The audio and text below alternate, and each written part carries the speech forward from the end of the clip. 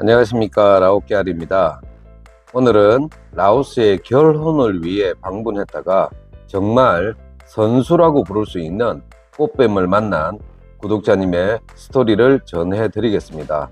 유흥도 아니고 결혼할 배우자를 기대했었는데 실제로는 한국 남자를 통해 생계를 이어나가는 30대 중반의 라오녀와 만난 이야기를 소개해 드립니다.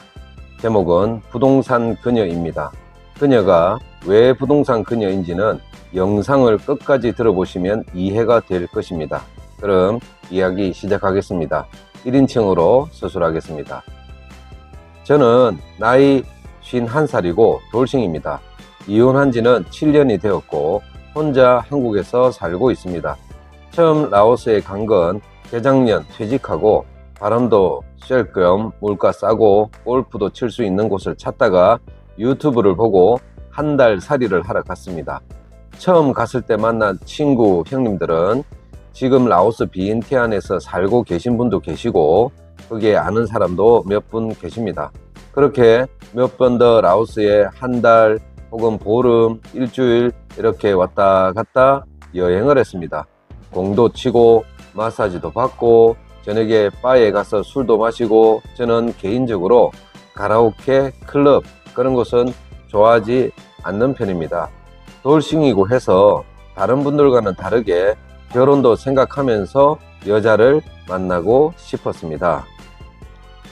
작년 9월 라오스에 10일 일정으로 갔다가 출국 하루 전날 맥주 한잔 하러 메콩강 강변 바에 혼자 갔습니다.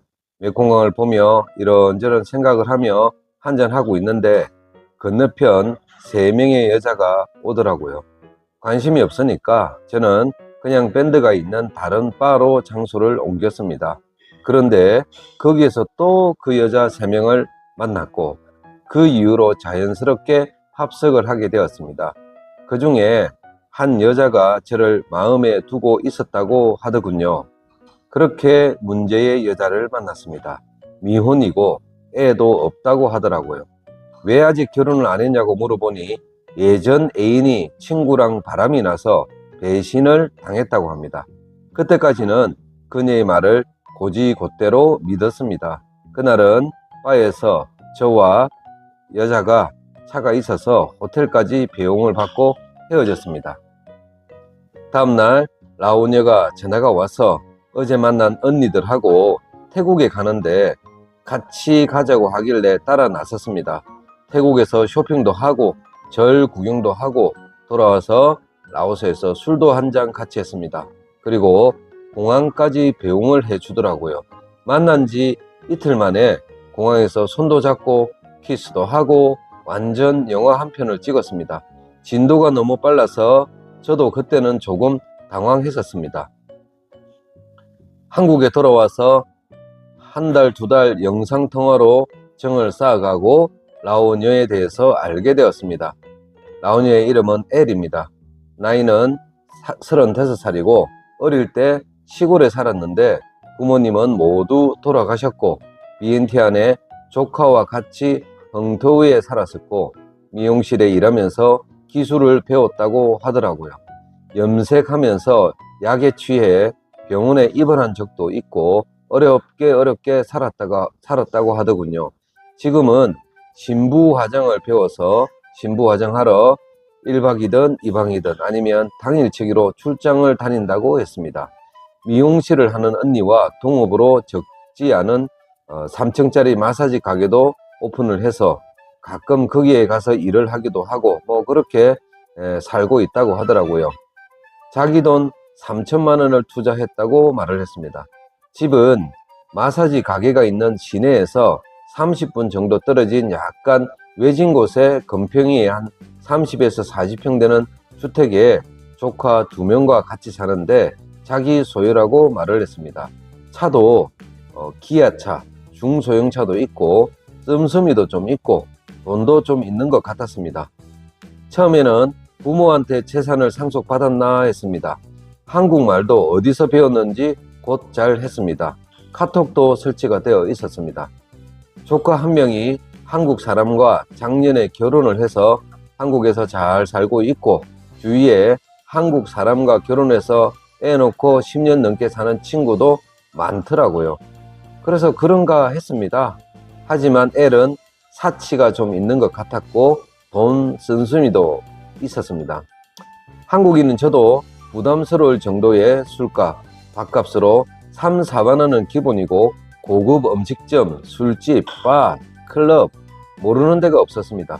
집에 한국 화장품도 있고 샤넬 향수도 있고 섹시한 옷도 있고 명품 백도 있고 그리고 한국산 건강식품들도 많이 있더라고요. 그때는 저는 별 생각이 없었습니다. 10월 중순에 보름 일정으로 다시 애를 보러 라오스에 갔습니다. 첫날 공항에서 만나 호텔에 갔는데 숙박비가 100불짜리였습니다. 그날 뜨거운 밤을 보내고 다음 날부터는 라오녀 집에서 조카와 같이 지냈습니다. 집에서 식구들과 친구들과 저의 생일 파티도 하고 시골에 있는 언니도 만나서 절에 가서 실로 팔찌, 마켓이라고 하죠. 그것도 했습니다. 이웃하고도 같이 술도 먹고 잘 지내다가 왔습니다. 친척, 친구, 이웃 모두 좋아 보였고 엘도 생각보다 착하고 저의 마음에 들기 시작했습니다. 사실 첫인상은 얼굴 성형을 많이 해서 별로였습니다. 눈, 코, 입, 이마, 치아까지 다 했더라고요. 옛날 페이스북 사진과 완전 다른 사람이 되어 있었죠. 치아도 너무 흰색이라 물어보니 전부 교체를 했다고 했습니다. 그게 가능한지도 모르겠습니다. 굉장히 비쌀 건데 라는 생각도 들었습니다. 엘은 술을 엄청 좋아합니다. 시도 때도 없이 친구, 집, 마당, 미용실, 바, 클럽 등등 앉았다 하면 술을 마셨습니다. 그렇게 만나다 보니 자연스럽게 결혼 이야기도 하고 엘의 말은 아기도 한 명 정도 낳고 싶어 한다고 했습니다. 진심이 느껴졌습니다. 15일 정도 비엔티안에서 잘 지내고 한국에 왔고 그리고 작년 크리스마스 때 아가씨가 한국에 놀러 왔습니다. 제가 초대를 했죠. 일주일 정도 저의 집에 있으면서 저의 부모님, 가족, 친구 그리고 직장 동료들도 만났습니다. 저의 부모님은 3층 상가주택 건물이 있으시고 3층에 사시는데 엘을 소개했습니다. 엘이 부모님을 보고 나와서 저에게 한 첫마디가 오빠 부모님 저 건물 말고 다른 것도 있어? 였습니다. 그 후 한국에 있는 동안 저희 어머니를 몇 번 더 만났습니다. 먼 곳에서 왔는데 맛있는 거 사준다고 어머니께서 회, 소고기 등등 많이 사주셨습니다. 그런데 엘이 저에게 이런 질문을 하는 겁니다.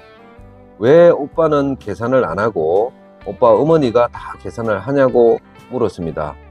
그래서 제가 대답을 내 돈이 어머니 돈이고 어머니 돈이 다 내 돈이라고 말을 했습니다. 사실이기도 합니다. 아들이 저밖에 없고 오래전부터 경제 공동체로 살아왔습니다.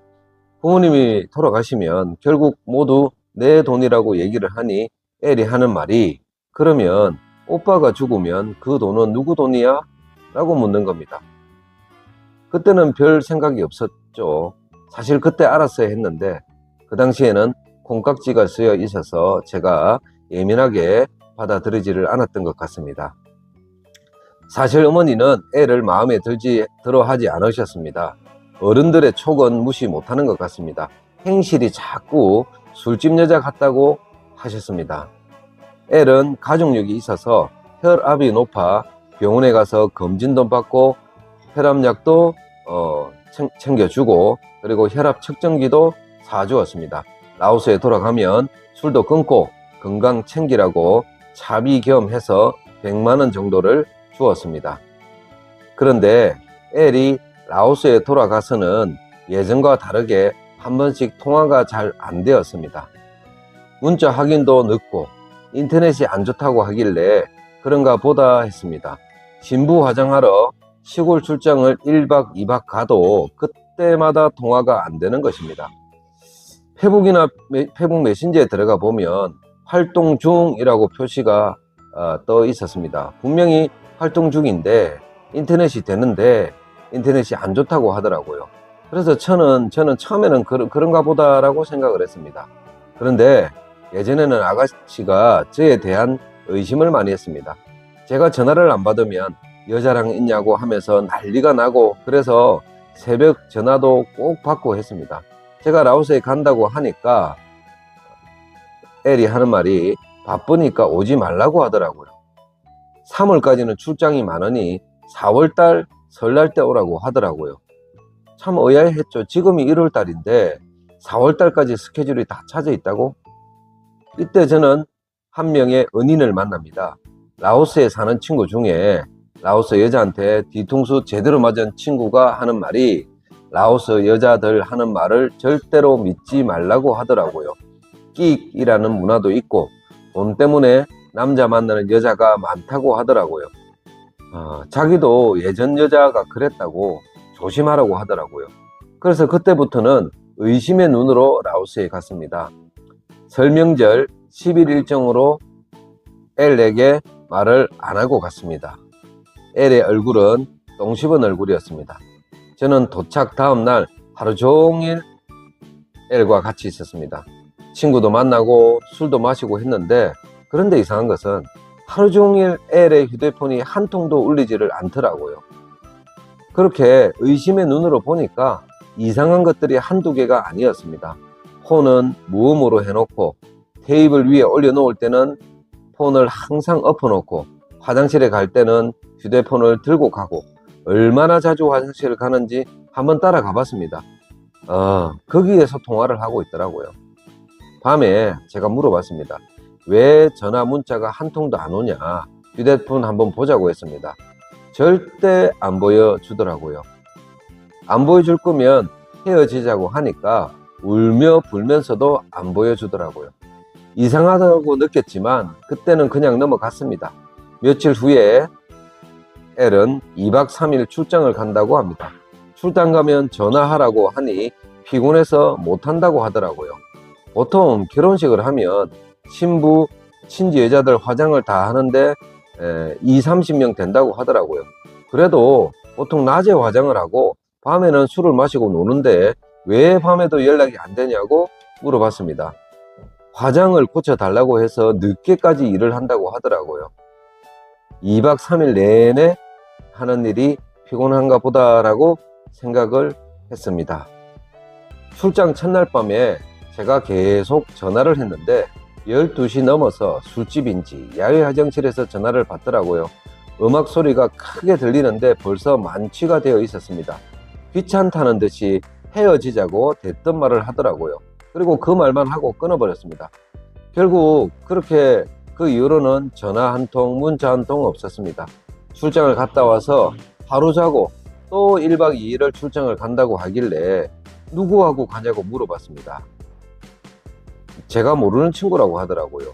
왜요? 예전처럼 미용실 언니와 같이 안 가냐고 물어보니까 뭐라고 변명을 하는데, 친구하고 같이 3시에 만나서 같이 간다고 하길래 제가 그 친구 미용실에 가자고 했습니다. 그랬더니 갑자기 화를 내면서 왜 내가 일하는 것을 방해하냐고 소리를 지르며 태도가 돌변을 하더라고요.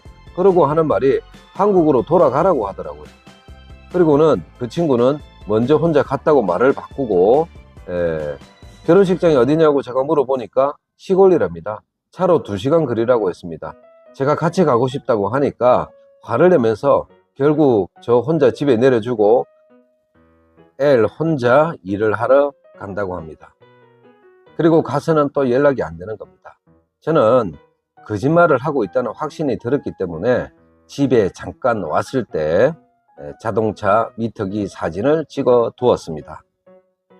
그날 밤 혼자 집에서 자려니 잠이 안 와서 엘이 먹는 수면제를 찾다가 침대 머리맡 위에 첫날 만날 때 들고 다녔던 빈 핸드백이 있어서 열어보니까 그 안에 콘돔이 2개가 들어있더라고요. 저랑 잠자리를 할 때는 콘돔을 안 끼는데 왜 가방 안에 콘돔이 있지? 그래서 엘의 방 화장대 서랍을 열어봤습니다. 안쪽에 뜯지도 않은 새 콘돔이 한 통이 더 있었고, 또 그 옆에는 이전에 사용하였던 만료된 여권도 있더라고요. 2017년에서 2020년 그 기간 동안 3개월 비자로 한국에 5번이나 쉴 새 없이 다녀왔고, 짧게는 10일, 길게는 3달, 정말 많이 들락날락 했더라고요. 비자 비고란에 초청자 이름이 한국 남자 한 사람이 초대를 했더라고요.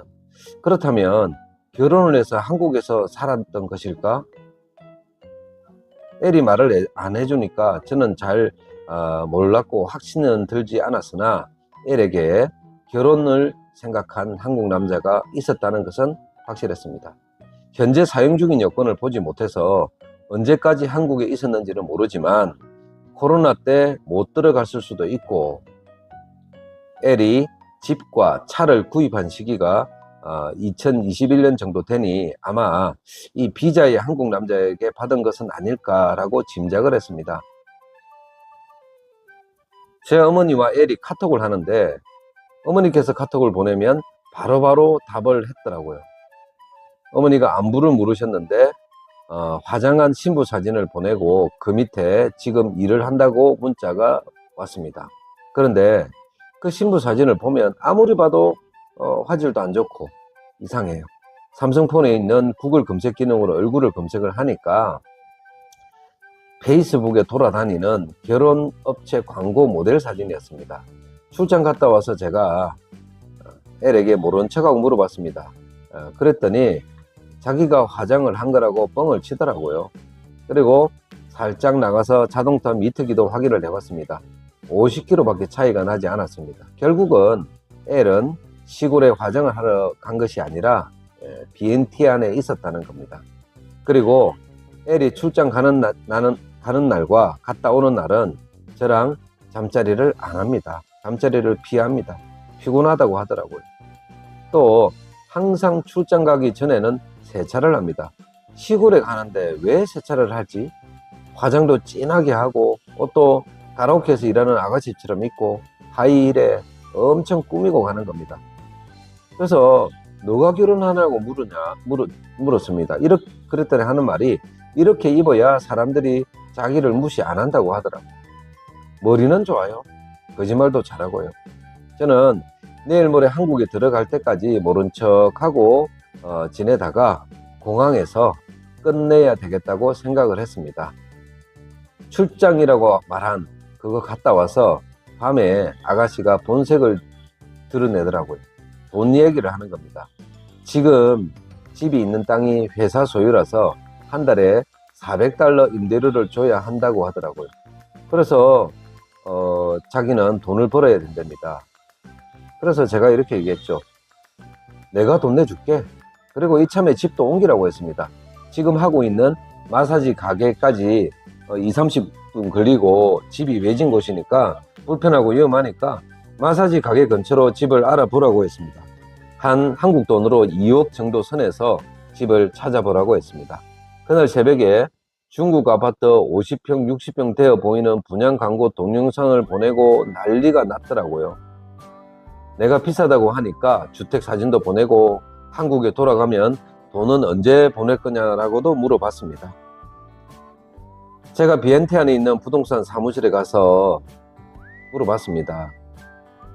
엘의 집 시세가 어느 정도냐 그랬더니 거기 시세가 그 정도로 비싸지도 않고 월세 주지 않고 만약에 임대를 했다면 월세 주지 않고 연세로 준다고 하더라고요.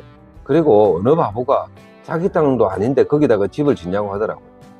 거짓말 같으니까 잘 알아보라고 걱정을 해 주셨습니다. 저도 부동산 자격증도 있고 예전에 법무사 사무장도 했는데 그 정도 모르겠습니까?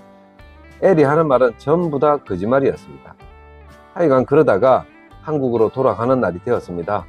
공항 주차장에서 엘이 핸드복을 살짝 열었는데 보니까 거기에 한국 돈 5만원권으로 한 100만원 정도 이상이 있었고 구겨진 $100짜리 지폐 등 핸드폰 안에 돈이 꽉 차 있었습니다. 제가 물어봤습니다. 이게 무슨 돈이냐 그랬더니 관심 갖지 말라고 하더라고요. 그 길로 엘의 얼굴도 안 쳐다보고 바로 공항 안으로 들어왔습니다. 그랬더니 공항까지 따라오더라고요. 정말 이해가 안 되는 여자 같았습니다. 왜냐니 공항 출국장에서 콘돔 사진, 여권 사진, 자동차 미터기 사진, 신부 화장했던 사진 다 보내주고 잘 살아라고 했습니다. 한국에 와서 L과 연결이 돼 있던 페이북도 차단했습니다. 그랬더니 해외 전화, 카톡 전화 한 50통은 온 것 같았습니다. 문자로 사랑한다며, 남자가 없다, 보고 싶다 등등 어마어마한 문자를 보내왔습니다. 한 보름 정도를 그렇게 왔던 것 같습니다. 이 모든 것이 결국은 돈 때문이었겠죠. 한국에 와서 저희 집 빌딩 봤잖아요. 3층짜리 건물. 저는 L이 처음에는 에코걸 일을 하는 줄 알았는데 그러기에는 나이가 너무 많아요. 아마도 한국 남자 스폰서가 몇 명 있는 것 같은데 제가 보지를 못했으니까 잘 모르겠습니다. 같이 일했던 미용실 언니도 최근에 한국 남자와 결혼을 해서 집도 사고 차도 사고 했는데 제가 그 언니의 다른 한국 남자 친구를 알고 있거든요. 제 생일 파티에도 왔기 때문이죠. 완전히 미친 거죠. 결혼하기로 되어 있는 남자는 한국에서 이 사실을 알 리가 없죠. 결혼하면 다 정리를 한다고 하더라고요. 그런 것을 봤을 때 L도 그러지 않나 싶었습니다. 자기는 라오스 여자라고 다 그렇지는 않다고 얘기한 적이 있는데 결국은 자기도 같은 과라는 거죠. 짧은 연애 기간이고 돈도 그렇게 쓴 것은 없지만 장래를 생각하고 만나서 그런지 마음이 많이 아픕니다. 괜히 가족, 지인들까지 소개시켜주고 부끄러워서. 그래도 L이 외모답지 않게 착해 보이고 친인척 친구들도 좋아 보여서 믿었었는데 결국은 이렇게 되어버렸습니다. 지금 와서 조금 정신 차리고 생각을 해보니 이해가 안 가는 부분들이 많았습니다. 신부 화장하러 간다면 전화 안 받고 안 받을 이유가 전혀 없잖아요. 심지어 제가 의심하는 것도 알면서 말입니다. 남이 자기를 의심하면 해명하고 싶은 게 당연한데 결국 떳떳하지 못한 짓을 하고 있었다는 거 아닌가. 자기는 그런 짓거리 하고 다니면서 저를 얼마나 의심을 했는지 모릅니다. 제 전 부인과 있는 거 아니냐, 누구하고 술을 마셨냐, 전화 안 받으면 받을 때까지 계속 옵니다. 새벽에까지 전화 오고요. 라오스에 같이 있을 때 L이 출장을 가면 조카가 정말 잘해줬습니다. 집에 혼자 있으면 커피도 사다 주고 잠시 안 보이면 전화도 해주고. 지금 와서 생각해 보니까 저를 챙기는 것이 아니라 감시를 하는 것이었습니다. 비엔티안이 좁으니 자기와 동선이 겹칠까봐 였을 것입니다. 여튼 저는 이래저래 좋은 경험 했다고 생각을 합니다. 요즘 저는 끊었던 담배를 하루 한 갑씩 피우면서 마음을 정리하고 있는 중입니다. 자, 이렇게 부동산이 꽂혀 있는 라오스 그녀와의 만남에 대해서 오늘 소개해 드렸습니다.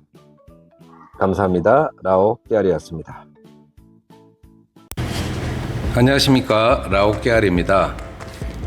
라오스를 찾는 한국 남자들의 목적은 참 다양합니다. 누군가는 결혼을 위해서, 누군가는 잠시 쉬어가기 위해서, 또 누군가는 유흥이나 골프 혹은 봉사를 위해 라오스를 찾습니다.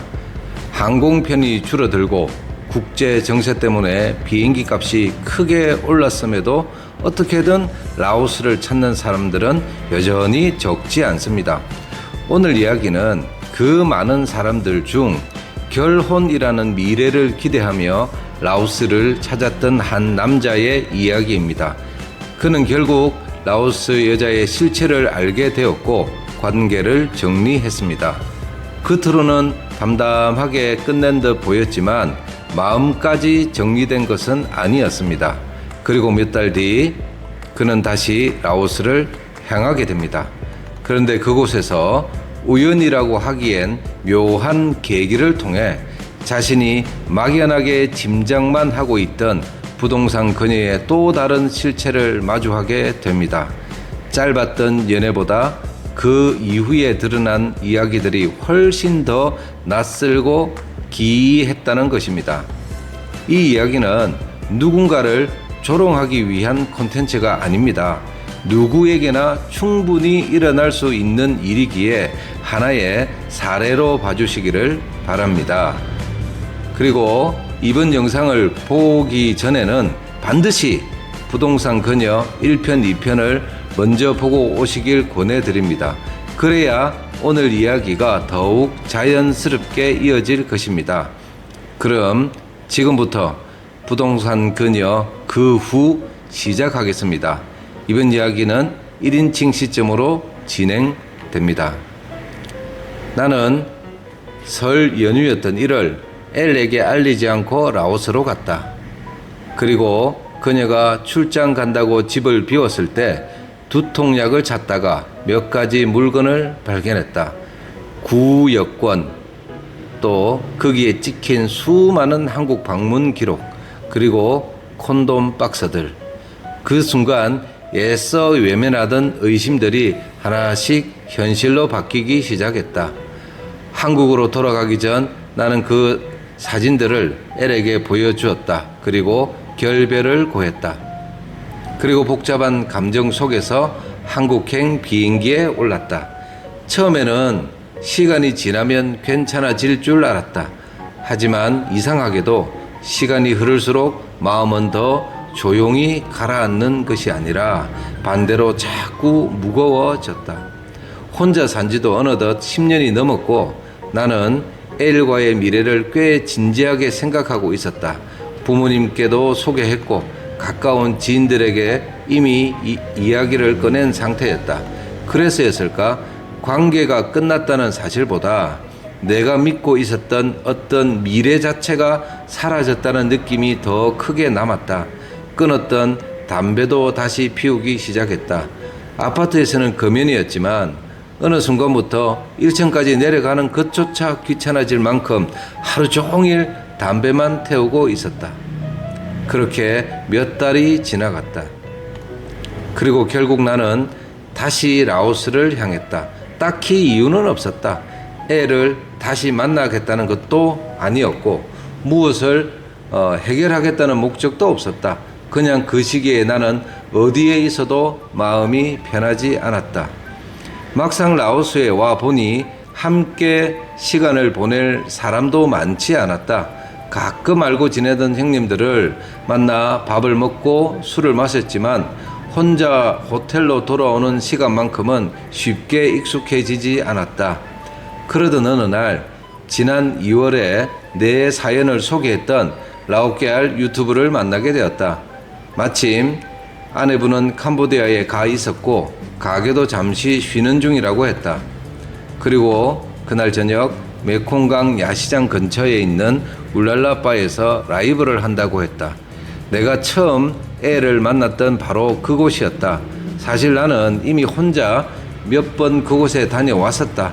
맥주를 마시기도 하고 늦은 저녁을 해결하기도 하고 아무 말 없이 메콩강 야경만 바라보다 돌아오기도 했다. 굳이 이유를 설명할 필요는 없을 것 같다.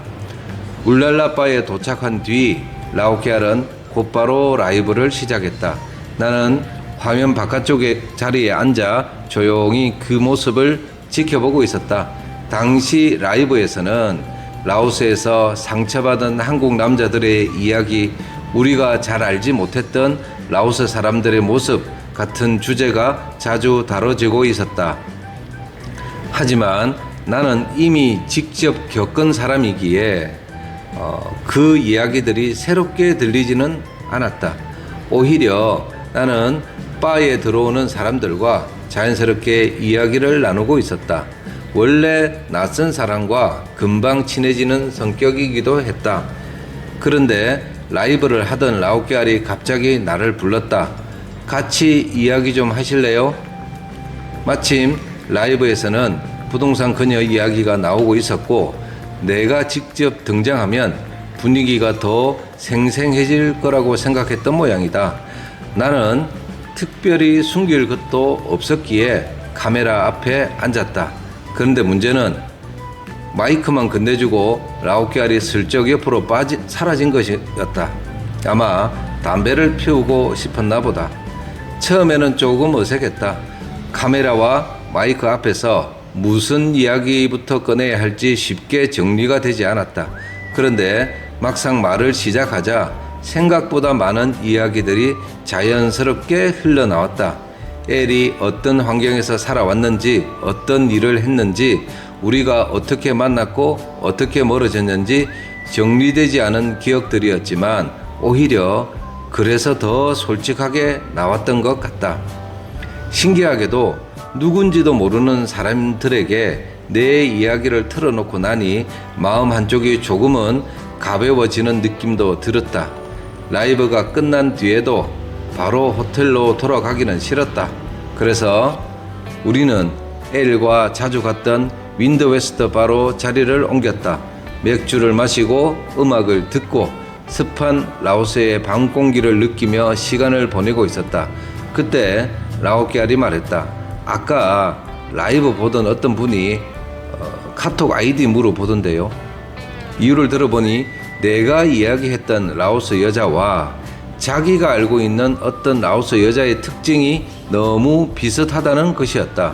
그 말을 듣는 순간 묘한 감정이 스쳐 지나갔다. 설마 나와 비슷한 일을 겪은 사람이 또 있는 건가? 나는 잠시 생각하다가 카톡 아이디를 알려줘도 괜찮다고 말했다. 그날 밤 호텔로 돌아온 뒤 모르는 카톡 하나가 도착해 있었다. 짧은 문장이었습니다. 지금 통화 가능하신가요?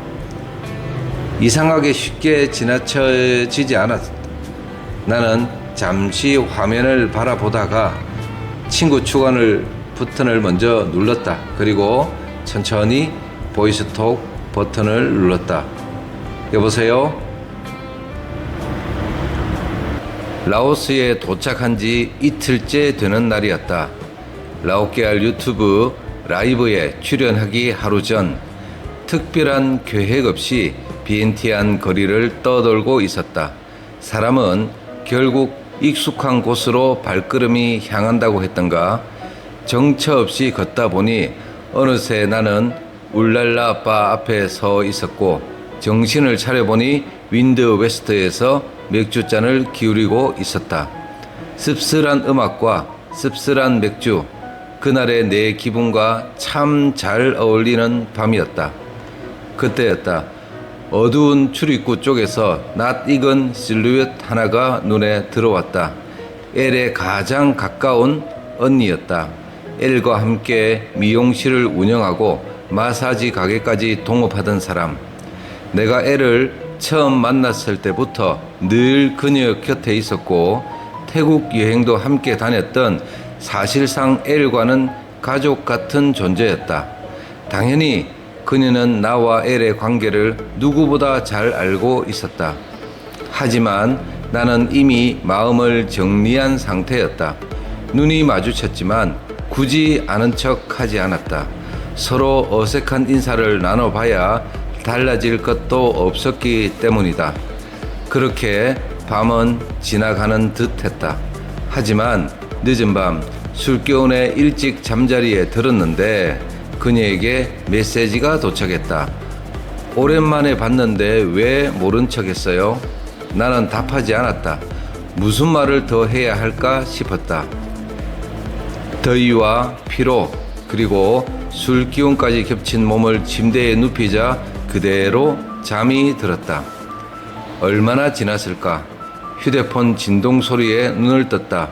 영상 통화였다. 엘이었다. 윈드 웨스트에서 만난 언니가 엘에게 내가 라오스에 온 사실을 전해주었겠지? 순간 짐작이 갔다. 얼떨결에 전화를 받자 화면 속 그녀는 아무 말 없이 눈물만 흘리고 있었다. 보고 싶었다는 말, 왜 연락을 받지 않았냐는 말, 지난 몇 달 동안 얼마나 연락하고 싶었는지, 얼마나 나를 사랑했는지 쏟아내듯 이야기했다. 예전 같았으면 흔들렸을지도 모른다. 하지만 이미 너무 많은 일들을 겪은 뒤였다. 그 눈물과 말들이 더는 예전처럼 마음을 움직이지 못했다. 엘은 지금 당장 호텔로 찾아오겠다고 했다. 하지만 나는 피곤하다고 이미 잠들었다고 말했다. 그 후로도 연락은 계속됐다. 낮과 밤을 가리지 않았다. 영상통화, 일반 통화할 것 없이 계속 전화가 왔다. 미련은 없었다. 솔직히 조금은 지치기도 했다. 그래도 오랜 시간 함께 했던 정이 있었기에 아주 차갑게 끊어내지는 못했다. 그렇게 몇 번의 영상 통화를 이어가던 중 문득 이상한 점 하나가 눈에 들어왔다. 엘은 현재 태국에서 미용 자격증 공부를 하고 있다고 했다. 그런데 영상 통화 화면 뒷면 벽에는 낯익은 달력이 걸려 있었다. 그건 바로 새마을금고 달력이었다. 순간 머릿속이 멈췄다. 태국에 새마을금고 달력이 걸려 있을 리 없었다. 엘은 태국이 아니라 한국에 있었던 것이다. 이미 끝난 관계였지만 이상하게 마음 한구석이 씁쓸했다. 사귈 때도 반복되던 거짓말들이 헤어진 뒤에도 여전하다는 사실 때문이었다. 나는 조심스럽게 달력 이야기를 꺼냈다. 처음엔 얼버무리던 그녀는 결국 한국에 있다고 털어놓았다. 한국 사람과 결혼한 조카 집에서 지내며 일을 하고 있다는 말이었다. 무슨 일을 하냐고 묻자 금세공 일을 한다고 했다. 하지만 이상하게도 실제로 일하는 모습은 단 한 번도 보여주지 않았다. 사진도 없었다. 작업하는 공간도 보여주지 않았다. 그저 바쁘다, 집중 중이다 라는 말뿐이었다. 어쩌면 예전에 나는 그 말을 믿었을 것이다. 하지만 이미 마음의 안개가 걷힌 뒤였다. 이제는 무엇이 진심이고 무엇이 거짓인지 어느 정도는 차분하게 바라볼 수 있게 된 상태였다. 지난 12월 애를 한국으로 초대해 부모님과 지인들에게까지 소개한 뒤 그녀가 라오스로 돌아가고 나서부터 연락은 눈에 띄게 뜸해졌다. 겨우 통화가 되어도 늘 바쁘다, 피곤하다는 말뿐이었다. 답답했다. 그리고 솔직히 서운했다. 결혼을 약속한 사이라면 적어도 서로에게 가장 중요한 사람이 되어야 하는 것 아닐까 하는 생각 때문이었다. 결국 나는 엘에게 알리지 않고 아무 말 없이 설 연휴에 라오스를 다시 찾았다. 정말 결혼할 마음이 있는 건지, 왜 갑자기 연락이 달라진 건지 직접 확인하고 싶었다. 하지만 그때는 몰랐지만 지금은 명확히 알게 되었다. 바로 증인이 나타난 것이었다. 확실치 않았던 퍼즐을 찾았다는 말이다. 1월 초에 왜 연락이 제대로 안 되었는지, 내가 연락하지 않고 라오스를 찾았을 때 왜 그리 짜증을 냈는지 말이다. 라오케알 라이브에 출연했던 바로 그날 밤, 호텔에서 쉬고 있는 내 카카오톡으로 한 통의 전화가 걸려왔다. 여보세요? 상대방은 한국 남자였다. 예의 바르고 조심스러운 목소리였다. 편의상 그는 한국 남자 B라고 하겠다. B는 조심스럽게 자신이 왜 연락하게 되었는지 설명했다. 오늘 라오케알 라이브를 보다가 내가 라이브에서 이야기한 라오 여성이 자신이 알고 있는 사람과 너무 비슷하다는 것이었다. 그리고 혹시 가능하다면 사진 한 장만 확인할 수 있겠냐고 물었다. 이미 끝난 관계였기에 거절할 이유는 없었다. 나는 엘과 그녀의 친한 언니 그리고 나까지 셋이 함께 찍은 사진을 보내주었다. 잠시 뒤 B에게서 짧은 답장이 왔다. 맞습니다. 그녀 엘입니다. 엘은 나와 결혼 이야기를 이어가던 시기에도 동시에 B를 만나고 있었다. 나는 조용히 B에게 물었다. 언제 처음 만났습니까? 그리고 그의 이야기를 들으며 조금씩 모든 퍼즐이 맞춰지기 시작했다. B는 비엔티엔의 한 마사지 가게에서 엘을 처음 만났다고 했다. 그곳은 엘과 친한 언니가 함께 운영하던 곳이었다. 첫눈에 마음이 갔고 현지 지인을 통해 소개받게 되었다는 것이었다. 그 시점은 이미 나와 엘이 미래를 약속하고 연말에 한국으로 초대해 가족 소개까지 계획을 하던 때였다. 그 사실이 이상하게 마음을 무겁게 만들었다. 엘은 도대체 언제 한국 남자 B를 만났을까?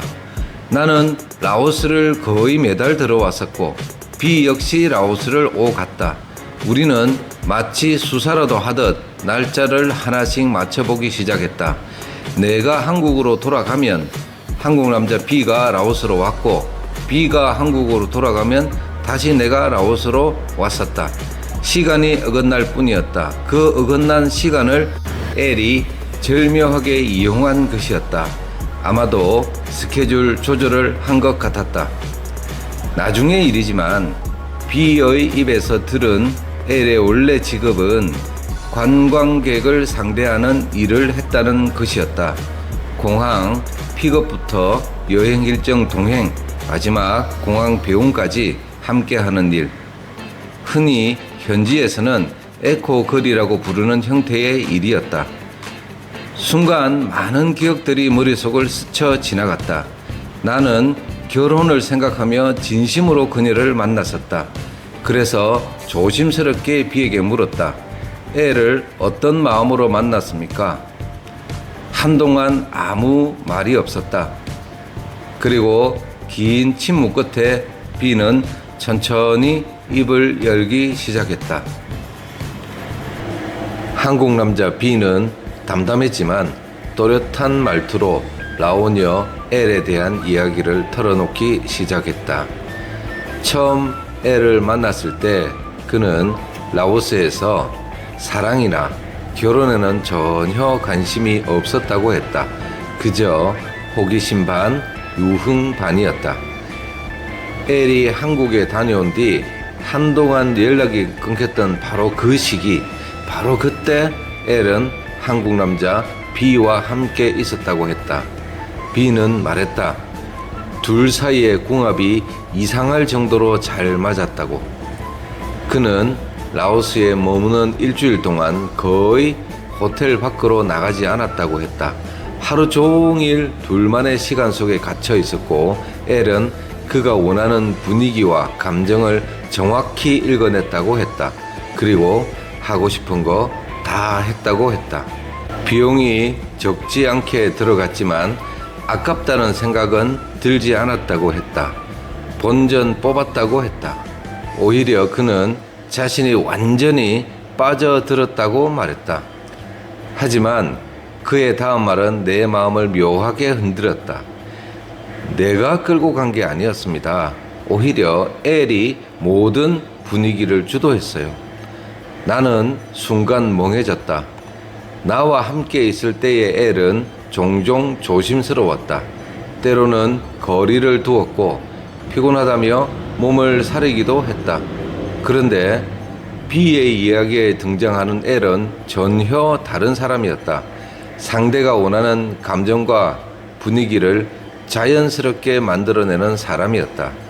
그 말을 듣는 순간 남자로서 설명하기 힘든 자괴감이 스쳐 지나갔다. 곰곰이 생각해보니 이유는 단순했다. 엘은 상대가 무엇을 원하는지 누구보다 빠르게 파악했고 그 기대에 맞춰 움직이고 있었던 것이다. 그리고 그 방식은 놀라울 만큼 효과적이었다. 단순한 유흥으로 시작했던 B 역시 어느새 엘에게 마음이 흔들리고 있었다. 그는 다음에 다시 라오스를 방문하면 자동차 한 대와 작은 베이커리 가게를 마련해 주기로 약속했다고 했다. 그 말을 듣는 순간 묘한 씁쓸함이 밀려왔다. 생각해보면 나 역시 비슷했다. 엘과 빠른 시간에 결혼을 고민하며 한국으로 초대했을 때 나는 자연스럽게 내 생활과 재산 상황을 보여주지 않았던가?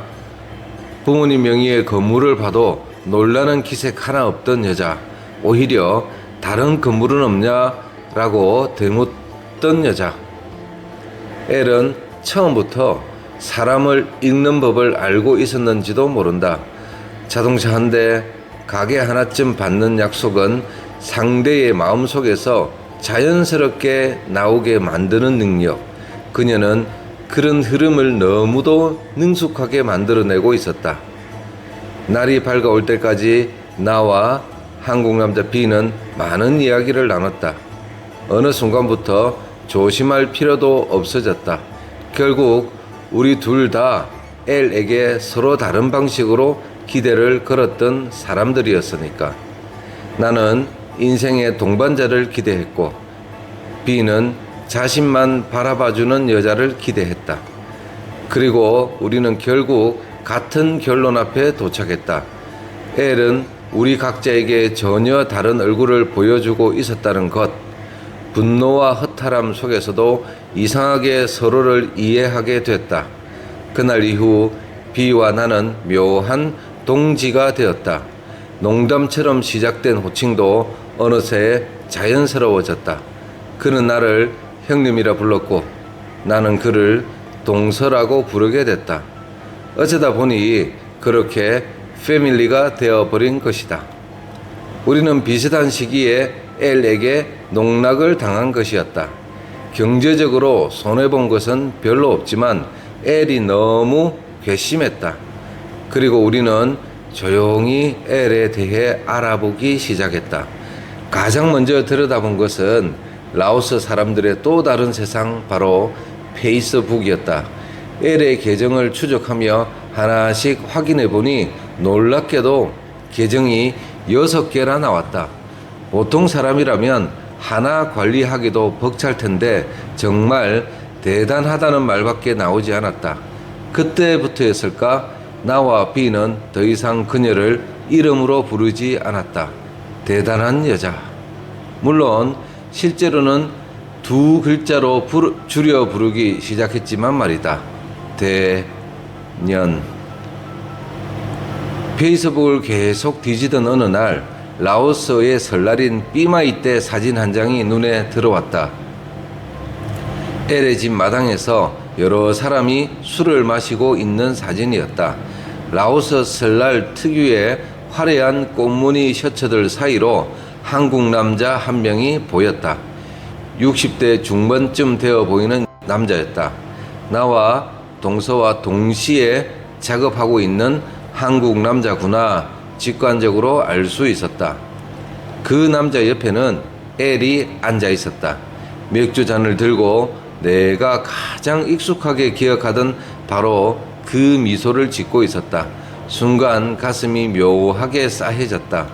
사실 헤어진 뒤에도 나는 한번 L의 집 근처를 찾아간 적이 있었다. 만나러 간 것은 아니었다. 그저 마음이 완전히 정리되지 않았던 것 같았다.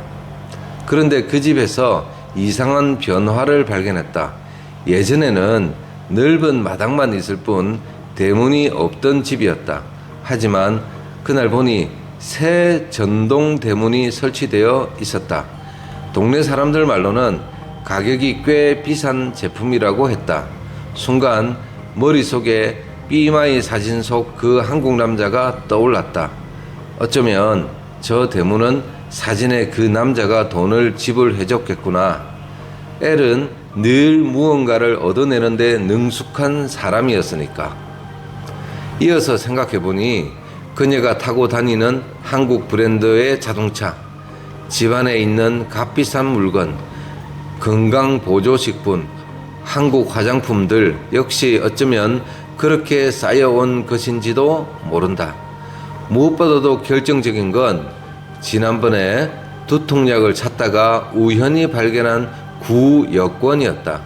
거기에는 수없이 찍힌 한국 입국 기록이 남아 있었다. 짧게는 열흘, 길게는 3달 가까이 한국에 머문 흔적들, 그리고 그 기록은 코로나 이전부터 이어지고 있었다. 누군가의 초청으로, 또 다른 누군가의 곁에서. 그 흔적들을 하나씩 맞춰가다 보니 퍼즐 조각처럼 모든 그림이 이어지기 시작했다. L이 구사하는 한국어는 라오스에서 한국어를 배워서 할 수 있는 한국어가 아니었다. 한국에 살아야지만 배울 수 있는 한국어 표현들이 적지 않았다. 지금에서야 엘의 한국어 실력이 좋은지 퍼즐이 맞춰졌다. 그리고 페이스북을 더 조사하던 중 미용실을 운영하는 친한 언니의 댓글 하나에서 엘의 최근 상황을 확인할 수 있는 단서를 발견하게 됐다. 그동안은 추측뿐이었다. 하지만 그 댓글은 엘이 지금 어디에서 무엇을 하고 있는지 짐작이 아니라 확신으로 바뀌게 만드는 결정적인 흔적이었다. 엘의 말은 이제 더 이상 믿을 수 없었기 때문이었다. 그리고 우리는 마침내 그녀의 또 다른 현실에 가까워지고 있었다. 나와 엘이 처음 만나던 순간부터 함께했던 엘의 친한 언니 C가 있었다. 나중에 거짓말이었던 것을 알게 되었지만 엘은 신부 화장을 하는 것이 직업이라고 했고 친한 언니는 미장원을 운영한다고 했다. 실제로 비엔티안 시내에 친한 언니 C가 운영하는 미장원에 간 적이 있다. 이 미장원 바로 옆에 마사지 가게가 있는데 이 가게는 엘과 친한 언니 C가 같이 운영을 한다고 했다. 친한 언니 C 역시 결혼을 약속한 사람이 있었다. 한국 남자였다. 얼마 지나지 않으면 자기 역시 한국으로 시집을 갈 것이라고 했다. 지난번 방문 때 통성명한 친한 언니 C의 한국 남자는 지금 한국에 있다고 했다. 나는 속으로 친한 언니 C의 배우자도 한국 남자, 엘의 배우자도 한국 남자인 나, 그리고 엘의 조카는 진즉에 한국 남자와 결혼해서 한국에 가 있다고 했다. 엘과 엘의 지인들은 죄다 한국 남자와 결혼을 하는구나라고 생각하며 엘과 결혼을 계획한 한국 남자인 내가 영 낯선 이방인은 아니구나라며 한편으로 안도를 했다. 하지만 라오스에 머무르는 동안 이해하지 못할 상황이 한 번 있었다. 엘의 지인의 생일날 초대를 받았는데 친한 언니 C가 또 다른 한국 남자와 같이 오는 게 아닌가? 뻔히 지난번에 결혼한다고 약속한 한국 남자를 소개받아서 내가 알고 있는데 이게 도대체 무슨 상황인가? 그 상황이 도저히 이해가 안 돼서 친한 언니 C에게 물었다. 너 결혼할 한국 남자 있잖아. 약혼자가 있는데 또 다른 사람과 애인을 하면 어떡하냐라고 물었다. 친한 언니 C의 대답은 대수롭지 않은 듯이 짧게 대답했다. 결혼하면 다 정리할 거예요. 순간 자기 배우자가 될 여자라고 꼬박꼬박 돈 보내고 있는 한국 남자가 한없이 가엾다는 생각이 들었다. 유유상종이었던가? 엘과 내가 만나고 사귀고 결혼까지 약속하고 한국에 인사하러 가고 또 다시 내가 라오스에 방문했을 때까지 친한 언니 C는 엘의 실체에 대해서 전혀 내색하지 않았다. 동업자 관계여서 그랬을까? 철저히 숨겨주었다. 어쩌면 엘이 나에게 거짓말하고 에코 걸 일을 하러 갈 때나 다른 남자를 만날 때 친한 언니 C가 철저히 쉴드를 쳐주었던 것 같았다.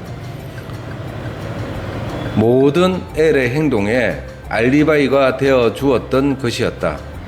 엘도 친한 언니 C와 같이 간다고 말한 적이 여러 번 있었다. 그래서 내가 더 쉽게 엘을 믿었던 것 같았다. 순수해 보였던 조카는 나를 시종일관 감시하는 감시자였고 나 빼고 엘의 주위에 있던 사람들이 모두 한편이었던 것이다. 정말 환상적인 팀 플레이였다. 라오스에 다녀온 뒤에 엘의 전화는 점점 더 빈도가 잦아졌다.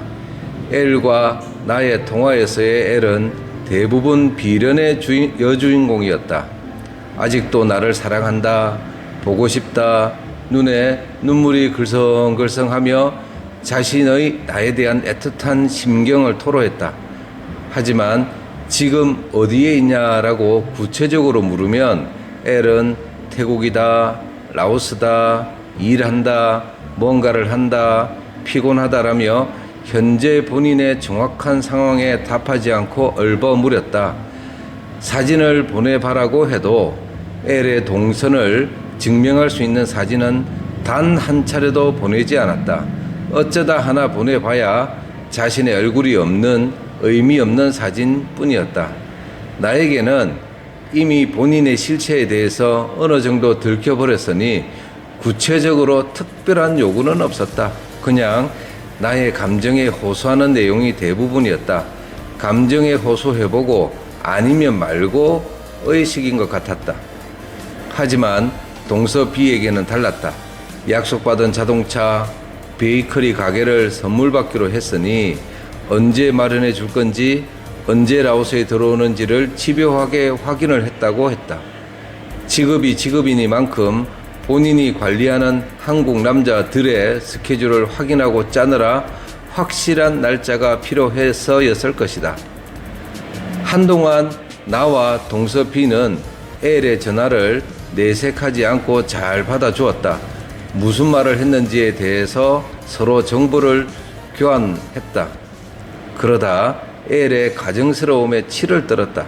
특히 재미있는 사실은 엘이 나와 통화하는 시간대가 동서 B와 통화하는 시간대가 거의 비슷한 것이었다.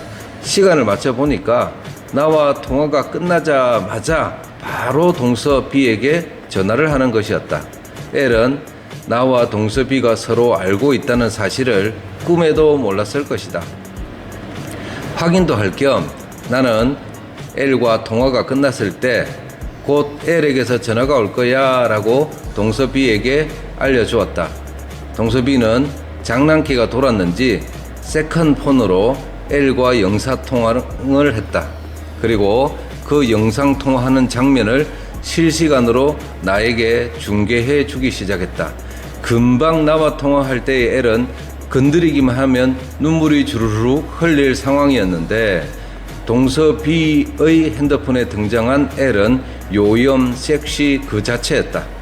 거기다 한술 더 떠서 입고 있는 티셔츠까지 까주며 자신의 가슴을 보여주는 것이 아닌가? 엘에 대해서 익히 잘 알고 있던 사실을 새삼 확인하게 되었다. 고객의 니즈를 고려해서 고객의 만족도를 최대한 끌어올리는 맞춤 서비스를 제공하는 것이었다. 엘은 엘대로 최선을 다해서 남자 비즈니스를 하였다. 정말 인생 열심히 사는 여자 같았다. 하지만 엘이 아무리 난리법석을 치고 눈물을 흘리고 젖가슴까지 보여주는 퍼포먼스를 보여도 나와 동서 B는 엘의 실체를 너무 잘 알았고 이미 냉정을 찾은 상태였다. 우리는 어떻게 하면 소심 하나마 엘에게 되갚아 줄지를 연구하고 대화했다. 괘씸한 엘이 우리를 속인 만큼 우리도 엘을 속이고 싶었다. 엘의 6개나 되는 페이스북을 연구하고 뒤적이던 중 결정적인 단서를 발견했다. 현재 엘이 한국에서 찍어서 페이스북에 업로드하고 있는 사진을 여러 장 발견했다. 지난번 영상 통화에 등장했던 새마을 금고 달력 그 수준을 넘어서서 한국의 여러 곳을 다진 사진들이었다. 제주도 여행 가서 찍은 사진도 있었다.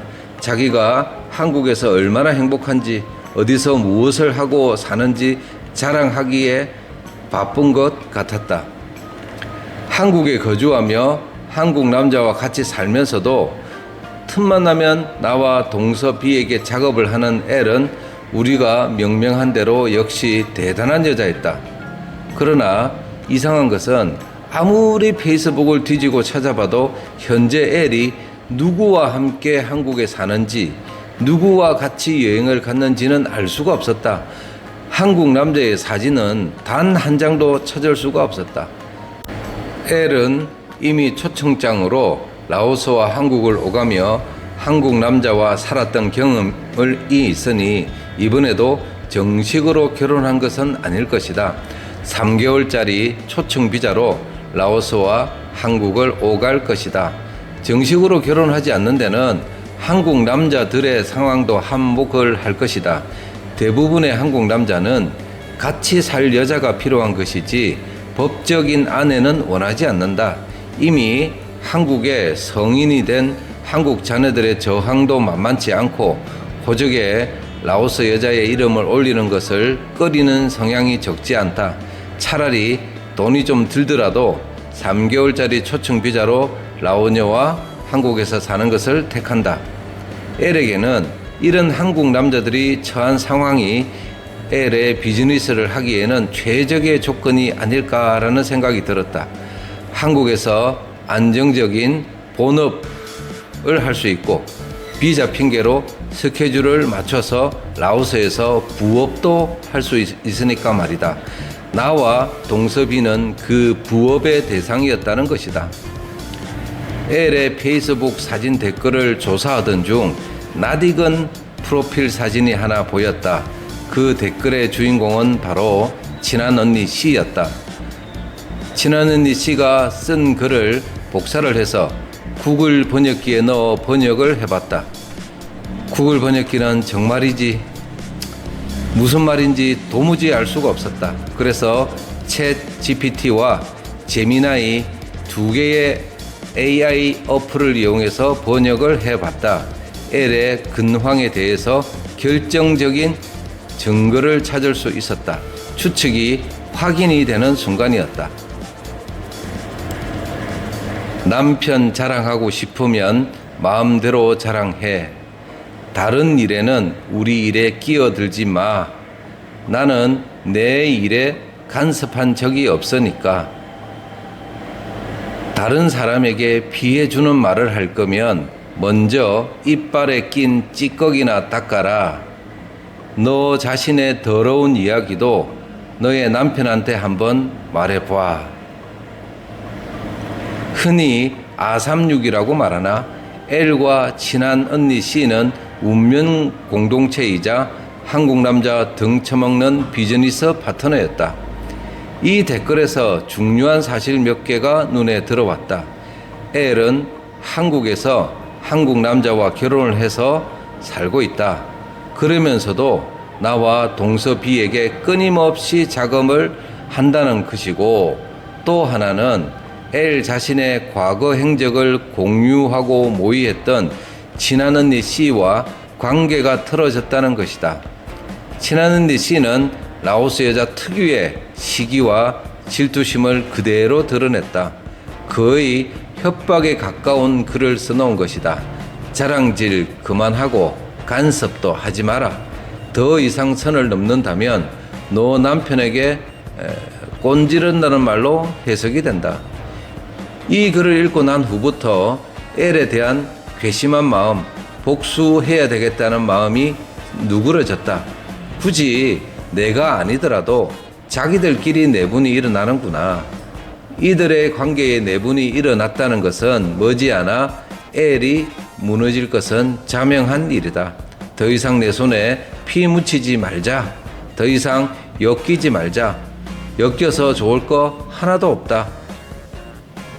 다만 현재 엘에게 노후자금 빨대 꽂혀 쪽쪽 빨리고 있을 한국 남자가 마음이 좀 쓰이긴 한다.